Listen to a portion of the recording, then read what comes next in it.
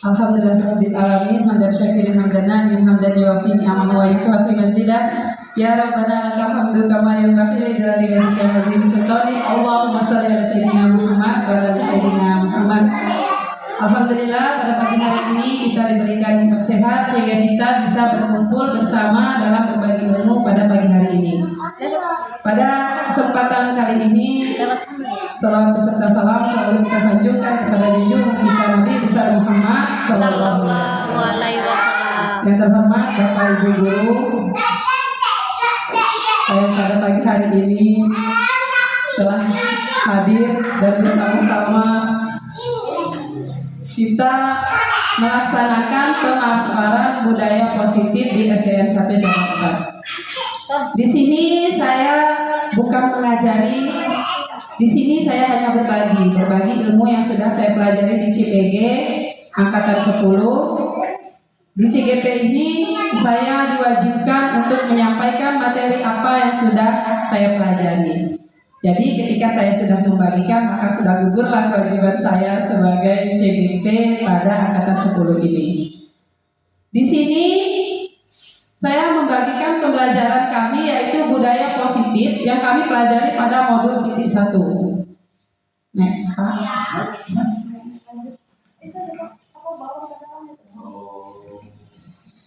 Yang kami pelajari di sini yaitu yang pertama, perubahan paradigma belajar. Yang kedua, motivasi perilaku manusia. Yang ketiga, kebutuhan dasar manusia. Yang keempat, disiplin positif. Yang kelima, posisi kontrol restitusi. Yang keenam, keyakinan kelas. Yang ketujuh, segitiga restitusi. Di sini kita akan belajar tentang perubahan paradigma belajar. Di sini adalah belajar pembelajaran khususnya kita di lingkungan sekolah kita masing-masing. Next. Yaitu pembelajaran paradigma baru. Apa itu pembelajaran paradigma baru? Yang kami pelajari yaitu pembelajaran paradigma baru yang mencakup pemetaan standar kompetensi, merdeka belajar dan asesmen kompetensi minimal, sehingga menjamin ruang yang telah leluasa bagi pendidik untuk merumuskan rancangan pembelajaran dan asesmen sesuai dengan karakteristik dan kebutuhan peserta didik, sehingga nantinya diharapkan pembelajaran kita di sekolah SDN 1 cabang 4 sesuai dengan profil pelajar Pancasila. Apa itu profil pelajar Pancasila? Yang pertama, keimanan dan ketakwaan kepada Tuhan Yang Maha Esa.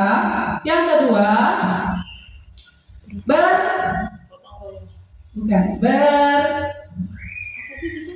berkelanjutan.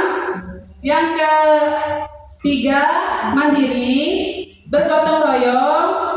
Terus setelah itu berpikir kreatif, komunikatif. Nah, setelah ini berarti diharapkan ketika kita belajar sesuai dengan profil pelajar Pancasila, diharapkan akan ada kemajuan dan perubahan dalam paradigma kita belajar ke depannya.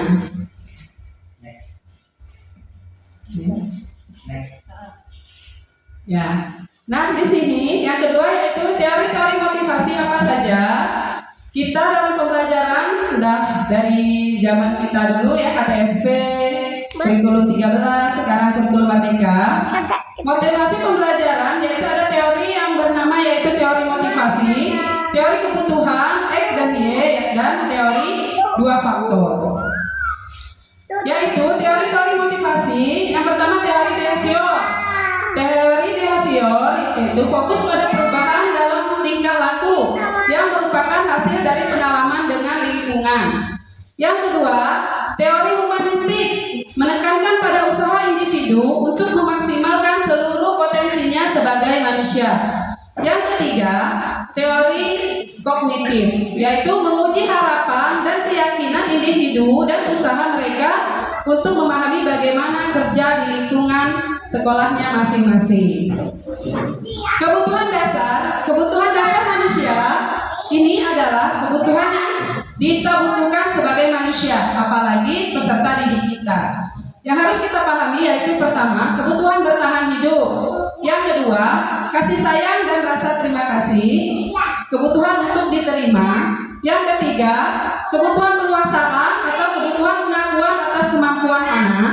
Yang keempat, kebutuhan kebebasan, kebutuhan akan pilihan. Yang kelima, kebutuhan kesenangan untuk merasa senang. Jadi di sini tadi kebutuhan anak 5, kebutuhan dasar anak tadi, apabila tidak terpenuhi, maka anak itu akan menimbulkan masalah. Anak itu akan terjadi masalah. Masalah itu nanti akan berpengaruh ketika kita dalam pembelajaran. Misalnya, ketika kebutuhan bertahan hidup, anak itu kurang atau tidak mampu, maka mungkin anak itu di rumah, ketika orang tuanya tidak mampu, anak itu akan datang terlambat. Ketika terlambat, otomatis pembelajaran kita pun tidak lancar, sehingga mengganggu pembelajaran yang lain. Apabila salah satu kebutuhan ini tidak tercukupi, maka akan menjadi kendala yang akan terjadi restitusi nanti dalam pembelajaran kita. Misal yang kedua, anak itu kurang mendapatkan kasih sayang dan rasa diterima. Ketika anak itu mengalami kurang rasa kasih sayang, anak itu akan terjadi masalah pada diri anak itu sendiri. Seperti ketika anak kurang diperhatikan orang tua, pagi-pagi orang tuanya sudah pergi ke ladang, deres atau kemana. Jadi anak itu kurang perhatian, pakaiannya basing-basing, belum sarapan, sehingga ketika pembelajaran anak itu tidak konsentrasi karena belum sarapan. Belum sarapan karena tidak ada yang membuatkan. Kemana orang tua sibuk bekerja, tidak memperhatikan anak. Maka masuklah dia, anak itu kurang kasih sayang, kurang perhatian. Yang ketiga, penguasaan atau butuh pengakuan. Nah, di sini penguasaan itu ketika anak berprestasi, maka dia butuh pengakuan dari guru, butuh apresiasi. Apresiasi atau hadiah atau sebuah pujian. Nah, itulah ini berarti masuk kita ke guru, wilayah kita. Kebebasan. Anak itu diberikan kebebasan untuk menentukan pilihan atau ketika kita melaksanakan keyakinan kelas, nah anak itu diberikan kebebasan. Kira-kira apa yang akan kita yakini di kelas kita? Bagaimana konsekuensinya ketika melanggar?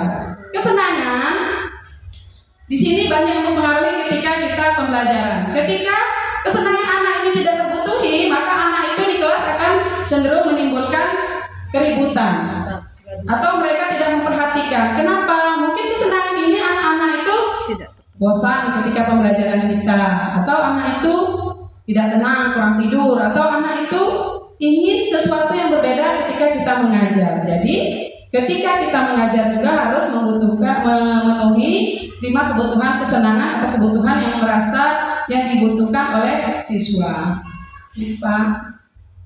Disiplin positif. Disiplin positif adalah cara menerapkan kedisiplinan yang bertujuan untuk menumbuhkan kesadaran serta memberdayakan anak untuk mandiri. Disiplin positif dilakukan supaya anak melakukan sesuatu bukan karena ditakut-takuti dengan hukuman, ancaman, atau karena dijanjikan sogokan atau hadiah. Jadi disiplin positif ini, anak itu mengerti tugas dan kewajibannya masing-masing. Setelah itu, next Pak. Disiplin positif merupakan pendekatan yang tetap memperhatikan hak-hak untuk berkembang dengan sehat, mendapatkan perlindungan, dan merasa nyaman untuk terlibat dalam proses pendisiplinan. Nah, itu disiplin positif. Jadi disiplin positif itu bukan cenderung kepada hukuman atau kepada teguran, tapi disiplin positif itu lebih kita menekankan anak tentang kesadaran dia memahami tugas dan kewajibannya. Next, posisi kontrol seorang guru. Berikut adalah cara mengintegrasikan pendekatan ini menggunakan posisi kontrol yang akan dijelaskan. 1. Penghukum. Yang kedua, pembuat rasa bersalah. Yang ketiga, teman. Yang keempat, pemantau. Yang kelima, manajer. Di sini, posisi kontrol ini adalah posisi guru ketika kita mengajar. Ketika kita sudah belajar ini, di manakah posisi kita? Apakah kita posisi sebagai penghukum ketika anak melakukan kesalahan karena salah satu kebutuhan dasarnya tadi tidak terpenuhi, atau kita sebagai pembuat rasa bersalah? Seperti, ya Allah nak, kenapa kamu ini susah benar belajar? Padahal ibu ini sudah ngajarin kamu setengah mati. Apa salah ibu ini bersama kamu. Nah, itu bisa dimasukkan dalam guru itu sebagai pembuat rasa bersalah. Jadi anak ini merasa tertekan, ya Allah, saya ini, ibu ini udah mati-matian ngajarin saya, kok saya ini gak pinter-pinter, kenapa ya saya ini? Jadi dia merasa bersalah. Atau ketika guru merasa seperti teman, anak-anak itu dengan gurunya say hello, atau tidak tahu apakah gurunya ini marah atau menegur, dia santai saja. Itu ketika posisi guru itu seperti teman. Yang keempat, posisi guru sebagai pemantau. Guru hanya menjelaskan, memantau. Anak-anak ini seperti ini, anak-anak ini kewajiban kita, serah kalian mau melaksanakan atau tidak. Jadi kita cuma memantau. Tidak boleh begini, tidak boleh gitu. Terus kita tinggal perhatikan saja. Yang kelima, manajer. Nah, jadi ketika guru sebagai manajer, anak guru ini sebagai fasilitator, fasilitas di depan mengajarkan anak. Terus juga penengah ketika anak itu ada masalah karena 5 kebutuhan dasar tadi tidak tercukupi, terjadi masalah di lingkungan sekolah, entah itu berantem, bertengkar, mencuri, mencontek atau apapun itu, guru sebagai penengah. Tidak memberikan hukuman, tidak memberikan rasa bersalah, tidak pula sebagai teman, tapi sebagai penengah. Yaitu apa akan kita jelaskan di segitiga restitusi. Boleh Pak? Restitusi adalah menciptakan kondisi bagi murid untuk memperbaiki secara definitif. Restitusi ini merupakan proses kesalahan mereka agar bisa kembali ke kelompok dengan karakter yang lebih kuat. Jadi di sini restitusi ini, ketika anak itu 5 kebutuhan dasarnya tadi tidak terpenuhi, kita melakukan restitusi. Restitusi bukan menekankan anak kepada anak itu bersalah begini-begini, tapi kita lebih memberikan pengertian kepada anak bahwasanya dia salah. Bagaimana cara dia memperbaiki kesalahannya? Apa yang harus kita lakukan sehingga kesalahannya nanti tidak terulang lagi?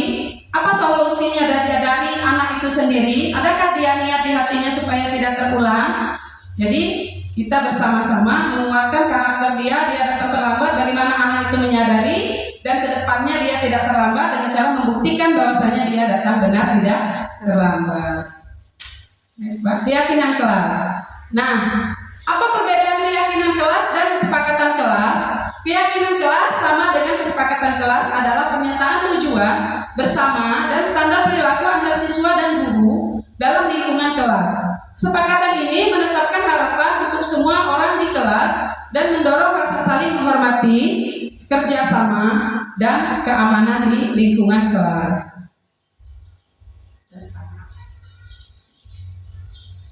Adapun langkah-langkah utama dalam menetapkan keyakinan kelas serta pendalamannya sebagai berikut. Yang pertama, berdiskusi memunculkan peraturan-peraturan yang perlu ditaati warga kelas. Di sini, guru sebagai manajer atau pemantau, guru memberikan kebebasan kepada anak. Anak-anak, kira-kira apa kesepakatan kelas kita ini? Nah, ini bisa kita laksanakan nanti ketika awal pembelajaran. Itu dipoto ketika kita mengadakan video, atau kalau ini diedit dengan Canva boleh video. Itu kita buat yang kemarin di PNM tidak keluar sertifikatnya, boleh nanti dilakukan misalnya bulan Juli kita adakan keyakinan kelas. Anak-anak, apa kira-kira yang akan kita yakini di kelas kita?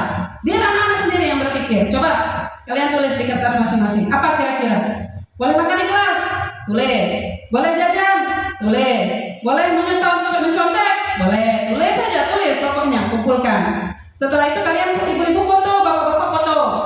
Setelah foto, lalu kita kumpulkan, lalu kita diskusikan. Kira-kira kalau makan di kelas bagaimana anak-anak? Bagus tidak? Kira-kira kalau sering ke toilet gimana? Kalau kita datang tepat waktu bagus tidak? Bagus. Kalau berpakaian rapi bagus tidak? Bagus. Berarti yang jelek-jelek kita buang, yang bagus kita laksanakan. Nah, setelah itu mengubah peraturan-peraturan menjadi kalimat yang lebih positif. Misalnya, datang terlambat. Anak-anak cuma nulisan seperti kita ubah kalimatnya.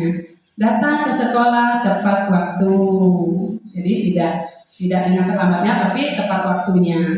Terus yang ketiga, menyaringkan peraturan menjadi nilai-nilai kebajikan atau keyakinan kelas.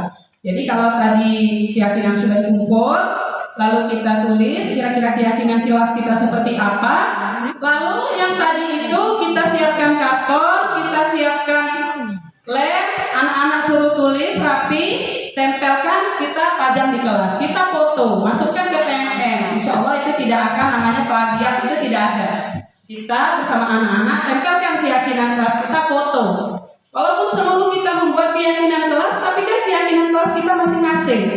Tidak ada contoh-contoh ya kan, fotonya kita ada, hasil keyakinan kelas kita ada berapa? Ada 5, ada 10, ada 7. Kita tempel di karton warna-warni. Atau kita tulis juga boleh. Kita tulis, kita pajang. Ini keyakinan kelas kita. Jadi seperti jadwal kita. Tapi ini keyakinan kelas. Nah itu nanti bisa masuk PMM.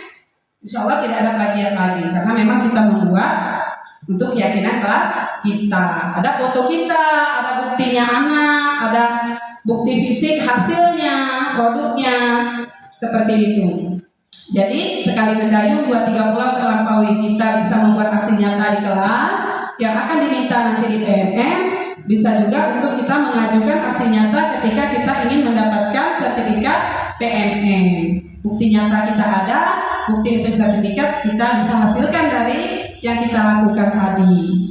Yang keempat, tidak terlalu banyak sehingga mudah diingat. Jadi kalau bisa keyakinan di kelas kita itu jangan terlalu banyak. Jadi misalnya anak datang terlambat. Apa konsekuensinya kalau kita datang terlambat? Menyikap WC Bu. Nah, kira-kira bagaimana? Menurut kamu, mau kamu laksanakan? Besok tidak mengulang lagi? Mau Bu? Jadi anak-anak itu sudah tahu kalau aku datang terlambat berarti aku menyikap WC. Cepat laksanakan tanpa harus kita memarah-marahi atau mengingatkan berulang kali. Tidak mengerjakan PR. Apa kira-kira yang akan hukuman yang akan diterima atau konsekuensinya? Konsekuensinya itu kalau itu bukan hukuman tapi konsekuensi.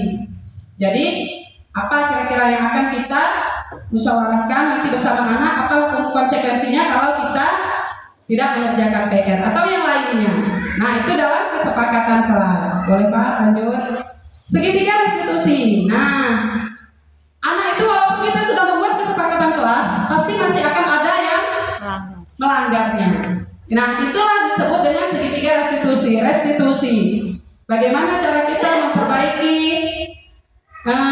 kesalahan yang dilakukan oleh anak tadi, sehingga anak itu timbul tanggung jawab bagaimana merubah ke depannya supaya tidak terjadi lagi. Yaitu langkah-langkah yang kita lakukan yaitu menstabilkan identitas, validasi tindakan yang salah, 3 menanyakan keyakinan.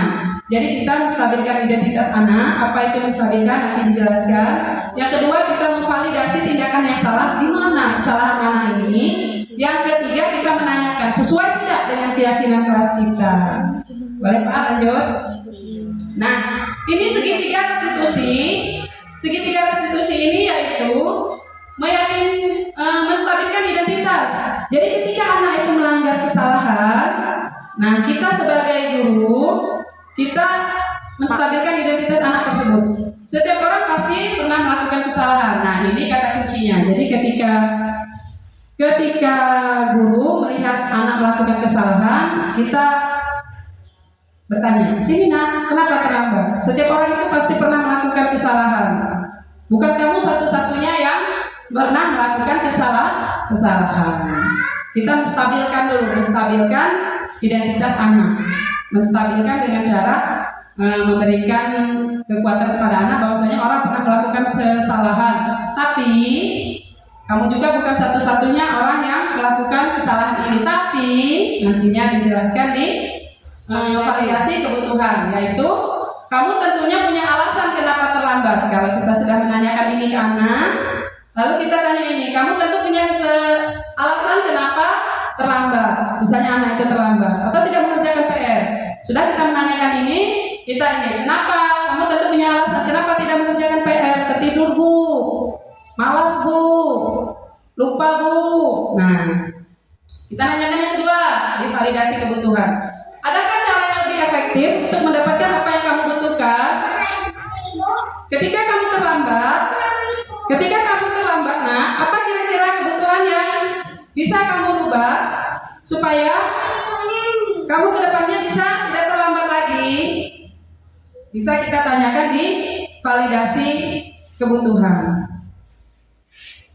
Yang ketiga, yaitu menanyakan keyakinan kelas. Ketika kita sudah menanyakan alasan, nilai-nilai apa saja yang telah kita sepakati, kita tanyakan, anak-anak, nah, ketika kamu terlambat, adakah keyakinan kelas ini yang kita langgar, yang kamu langgar? Nah, di situ nanti biar anak berpikir, ada bu, saya terlambat, ada bu, saya tidak mengerjakan PR. Lalu kita tanya, apa yang ingin kamu lakukan? Apa kamu ingin menjadi orang seperti apa? Seperti apa itu maksudnya, apakah kamu ingin terlambat terus? Atau ada upaya kamu untuk supaya tidak terlambat lagi? Seperti itu. Jadi kita ke depan ini diharapkan seorang guru itu menyelesaikan masalah bukan sebagai penghukum, bisa sebagai manajer atau pemantau, dan ketika melaksanakan kegiatan itu melakukan dengan segitiga restitusi, yaitu menstabilkan identitas, validasi kebutuhan, dan menanyakan keyakinan kelas kita. Ini adalah contoh apabila kita melaksanakan kegiatan restitusi kelas. Nah, segitiga restitusi. Ketika murid saya melakukan kesalahan, biasanya saya akan memanggil dan melakukan percakapan yang mendalam.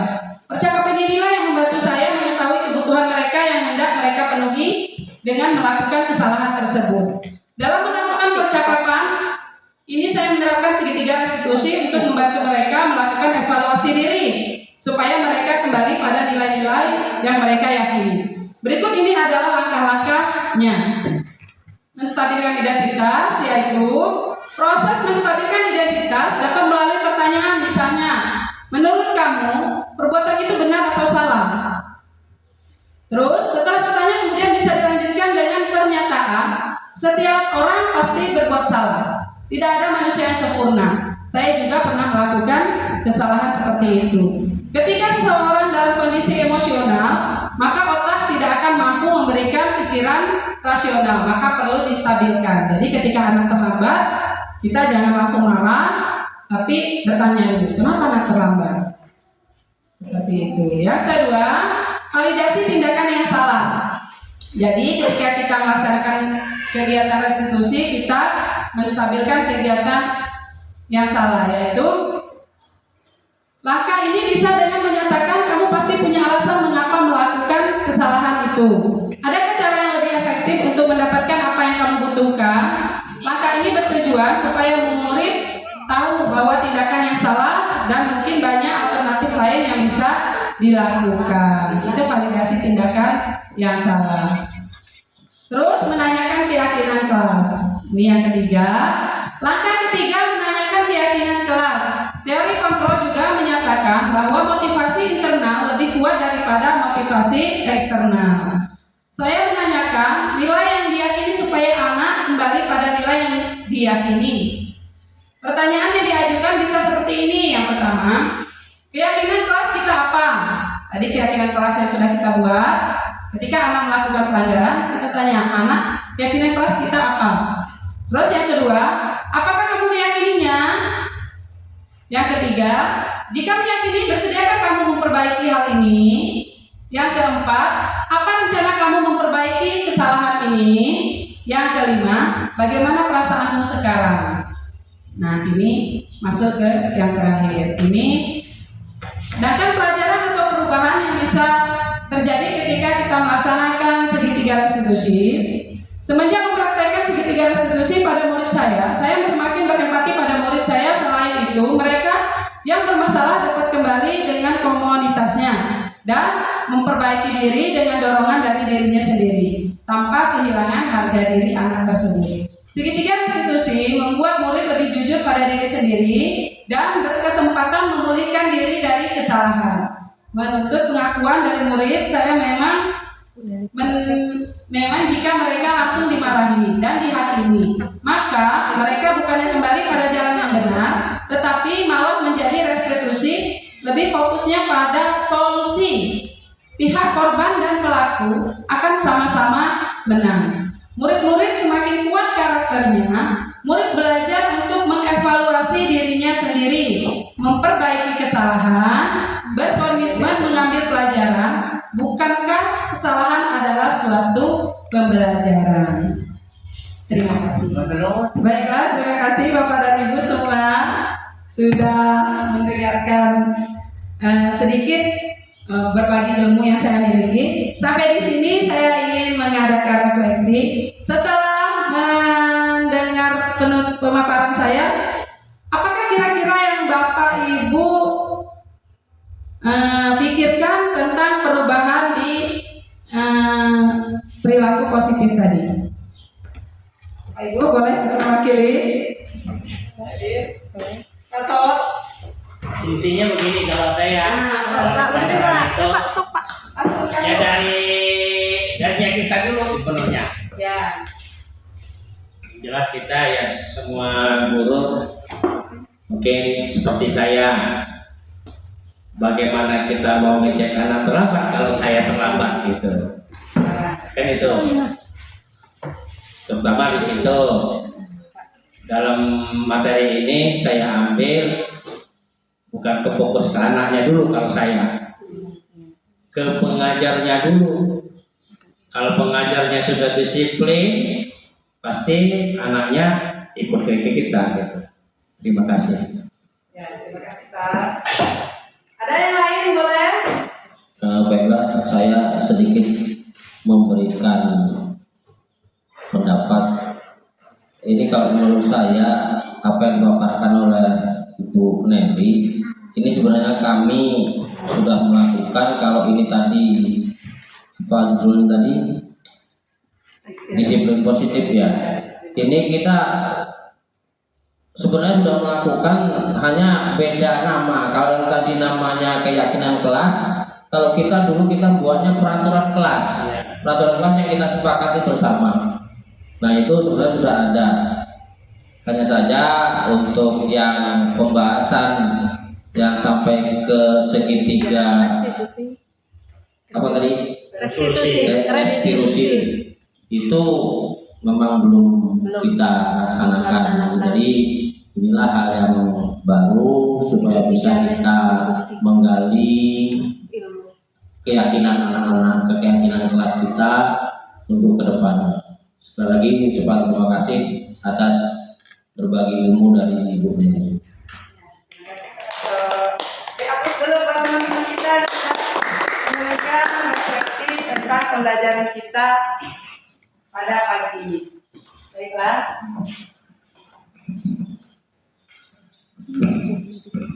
Jadi refleksi kita yaitu menurut Pak Haidin benar sekali ketika kita ingin mengubah paradigma lama ke paradigma baru, yang harus kita perbaiki adalah diri kita sendiri sebagai posisi kontrol kita seorang guru. Ketika kita seorang guru, kita mempunyai tadi 5 posisi kontrol ya, yaitu penghukum, yang kedua itu kita sebagai teman, yang ketiga kita sebagai pemantau, manajer. Jadi kita harus membuat rasa bersalah setelah menghukum tadi. Jadi kita harus menguasai diri kita sendiri dulu. Bagaimana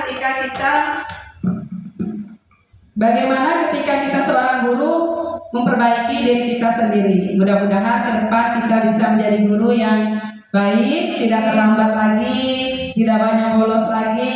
Karena sesuai dengan segitiga restitusi, tidak ada manusia yang sempurna. Semuanya butuh proses.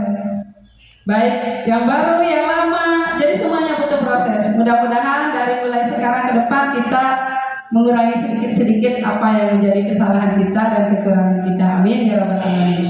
Terutama saya, mudah-mudahan ke depan kita bersama-sama mengubah pola pikir kita, mengubah kesalahan kita, mengubah semua hal-hal yang buruk menjadi ke arah yang lebih baik. Baiklah, itu saja. Terima kasih Bapak dan Ibu sudah ikut berpartisipasi dalam kegiatan saya pada pagi hari ini.